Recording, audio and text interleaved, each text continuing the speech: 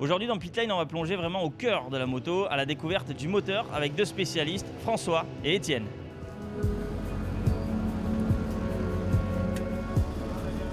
Un motoriste, c'est quelqu'un qui va faire l'analyse du moteur, toute la métrologie. La métrologie, ça consiste à prendre le jeu au coussinet, libérer le moteur. Théoriquement, le moteur, on le prépare en début de saison. Surtout dans les 600, on remet du couple.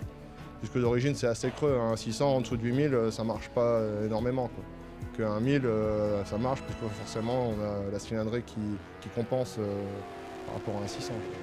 On n'a pas le droit de changer beaucoup de pièces dans le moteur, donc c'est un travail fin, mais il n'y a pas besoin d'investir beaucoup d'argent dans des pièces de développement qui entraînent des coûts qui explosent et des entretiens surtout beaucoup plus réguliers. Il y a plusieurs types de conception, après ça c'est propre à chaque constructeur. Et même entre par exemple une BMW, une Kawasaki ou même une Honda qui ont le même type un peu de moteur, les caractéristiques internes, les dimensions entre guillemets des pièces sont différentes, donc on arrive à des caractères encore un peu différents. Et pour ça par contre la YAM est vraiment atypique avec son carrage crossplane qui lui donne un bruit vraiment différent et qui a vraiment un mode de fonctionnement un peu différent par rapport à ça.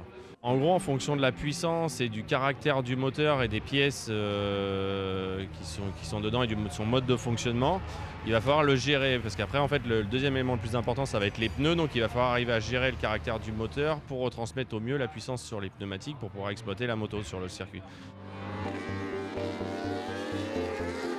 En France, on n'a vraiment que 3 circuits moteurs. En gros, on a Nogaro parce qu'on a 2 grosses lignes droites, on a Le Mans et Manicourt. Après les autres circuits, même si quelqu'un a un moteur sans les arbres à cam, il peut quand même espérer gagner une course, quoi. Vu que c'est des circuits où il y a moins d'allonge, donc du coup, le moteur s'il est un peu moins puissant, ça ne se ressent pas forcément, quoi. On utilise le même moteur parce qu'on ne peut pas faire des moteurs spécifiques pour chaque circuit. On pourrait, mais là le règlement est trop restrictif. Mais par contre, après, c'est plus un travail sur l'électronique qui va nous donner... On va adapter le caractère du moteur brut qu'on a eu sur le banc, on va l'adapter plus pour certains circuits que d'autres.